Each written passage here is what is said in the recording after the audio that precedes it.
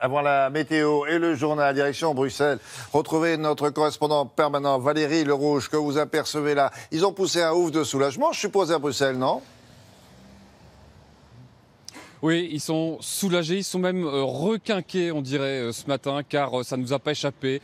Emmanuel Macron était, des 11 candidats du début, le plus europhile, le plus pro-européen, celui qui faisait brandir des drapeaux étoilés dans ses meetings, celui qui, hier soir, est donc arrivé sur l'air de l'hymne à la joie, l'hymne officiel européen au Louvre avant son discours, tout un symbole. Alors ça n'a pas échappé non plus à Jean-Claude Juncker, le président de la Commission européenne, qui dès 20h15 hier soir a publié cette lettre signée de sa main dans laquelle il félicite les Français de s'être choisi un avenir européen. Car c'est bien de cela qu'il s'agissait dans ce scrutin. Plus d'Europe avec Emmanuel Macron ou en sortir probablement avec Marine Le Pen.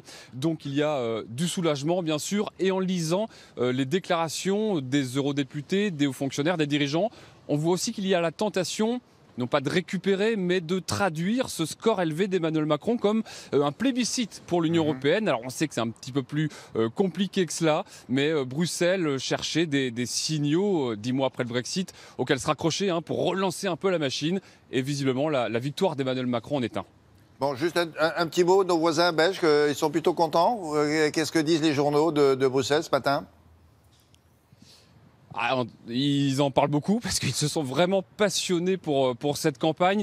Encore samedi, en écoutant une radio belge, j'ai vérifié, je me croyais sur une radio française, tellement on réentendait des extraits du débat, on ne parlait que de la campagne. Donc évidemment, ce matin, c'est à la une de tous les journaux. La capitale qui titre « Révolution Macron », pas moins. Le journal L'ADH, « La France à nouveau en marche ». Le soir, un titre un peu plus analytique ou modéré pour Macron.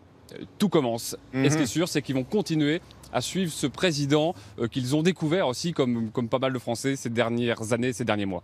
Merci Valérie, à tout à l'heure.